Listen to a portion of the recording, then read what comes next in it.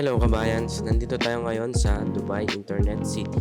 Maghanap tayo ng kabayan na may interview. Tara! Ask ko lang sana kung naniniwala ka sa afterlife. Sir. 50-50. If ever man na ngayon na yung judgment day, Oo. sa tingin mo sir, saan kaya ikaw mapupunta? Hindi pa ako handa. Hindi ka pa sure. Hindi pa ako sure. Pero naniniwala ka sa heaven tsaka hell. Oo, naman. Bawa, ngayon na yung katapusan ng mundo, judgment day na. Oo. Since na naniniwala ka sa heaven and hell, saan kaya ikaw sir mapupunta? Tingin ko hindi ako dun sa sa masaya. Kasi ang ang nasa isip ko lang, siyempre may kanya-kanya tayo pa ito na yung purgatorio. Di ba may sinasabi silang purgatorio? Parang dito tayo, parang ginadjudge pa rin tayo naman eh. Kumbaga, tao tayo, may sarili tayong pag-iisip. Yun ang magic na binigay sa atin ng Diyos. Pwede tayong mamili kung anong good or bad. Free will. Yan ang magic na binigay sa atin ng Diyos. Concerned ka ba sir na bawa, judgment na tapos hindi ka sa langit mapupunta? Siyempre, May idea ka sir kung paano kaya tayo makakapunta sa langit? kumuha na mabuti. Ten Commandments sir. Oo, alam naman natin kung ano yung mali at tama. Yun ang inano naman sa atin. Correct. Sir, pwede kasi natin siyang malaman kung saan tayo pupunta. Base sa Bible pa rin. Naniwala ba sa Bible? Oo naman. Kasi love letter ni Lord sa atin yun, sir. Oo. Iniwan sa ating tatak yan. Yes. Kumbaga, kaso lang may... Kumbaga, tao na rin eh. Siyempre, di ba, parang chismis yan eh. Nagbabago-bago. Sa umpisa, baga pag nagbulong, di ba? Dami na nagbulungan. Nadagdagan o nababawasan. So kasi na-state din sa Bible na hindi mo pwede siyang dagdagan. Hindi mo siya pwedeng bawasan. So ayun sir, since gusto natin mapunta sa langit, itetest natin sir kung mapupunta ba tayong langit base sa Ten Commandments. May tanda ka ba? 10 utos ng Diyos? Siyempre, thou shall not kill kagad. Oo. Yung kagad ang alam ko. Oo. Bawal magnakaw. Bawal mag-commit ng adultery. Tatanungin kita sir, sa buong buhay mo ba nakapagsinungaling ka na? Oo naman. Pero mga white light, Anong tawag sa'yo sir? liar. May kinuha ka na hindi sa'yo sir? Bata pa ako dati. Pero siyempre, pinag-aralan tayo ng magulang, di ba? Naging tanda sa akin kasi pinalo ako eh. Ako rin sir, nanguha ako sa wallet ng nanay ko. Pinalo rin ako. So ano kayong tawag sa atin sir? Magnanakaw. So tayo ay sinungaling na magnanakaw. Pangatlo sir, tumingin ka na ba ng may laswa sa ibang tao? Oo, kasi lalaki tayo. Kaya iwasan nyo. Thank you sir for being honest. Nagalit ka na sa kapwa mo.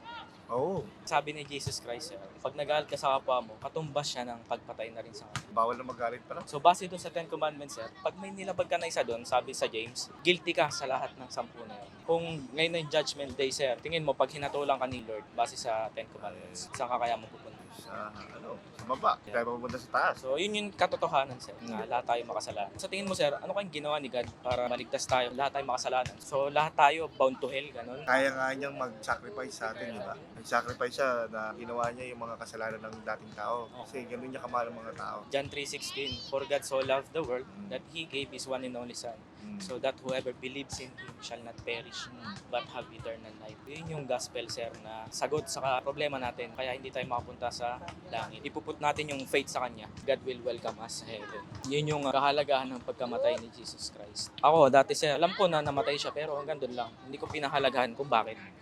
Kasi hindi ako namulat sa kasalanan ko. Okay lang, parang hanggang wala akong inaargabyadong ibang tao. Tingin mo sir, may magagawa ka pa ba para maklaim mo yung salvation? Marami naman tayong paraan para magawa yun. Kaso lang, tao nga eh. Nandiyan lagi yung temp. Lagi tayo nilalata pa eh.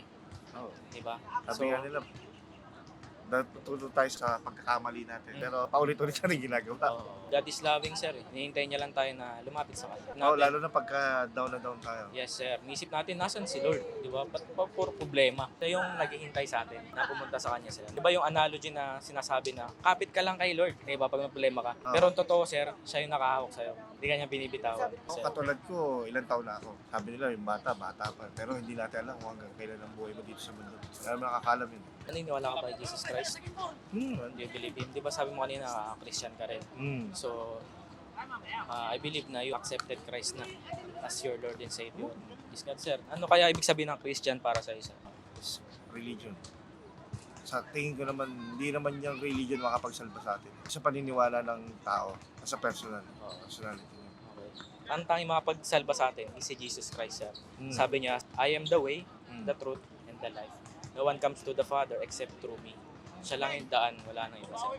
May lumapit sa kanya, sir, kung ano yung pinakamahalagang utos dun sa 10. Sabi niya, love the Lord your God with all your heart, all your soul, and all your mind. And yung sunod dun, sir, is similar to it. Love one another. We cannot be made right with the law. Tayong Christian, we are saved by grace through faith in Christ lang, sir. Sabi sa Ephesians.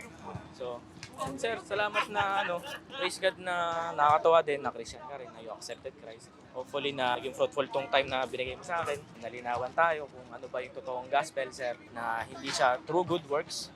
Kasi hindi natin pwedeng ma-earn yung salvation, sir. It's a free gift. Libre siya. Sin Saudi, naging Christian. Sa Pilipinas, Katoliko. Ibang pa-Katoliko, ibang Christian. Nung nakasimba ako sa mga Christian, okay din. Kasi, pero nasa sa'yo pa rin naman sabi ko, di ba? Wala naman sa religion yung Wala, sir. Salvation. Mahalaga pa rin na sana you spend time reading the Bible. Sabi mo, hindi siya sa church, hindi siya religion or ano. It's between you and God. Yung relationship mo sa Kanya, sir. Nawa, I pray na pagtibayan mo ni Lord yung relasyon mo sa Kanya. May God bless you na maging blessing ka rin sa ibang tao, sir. Naman.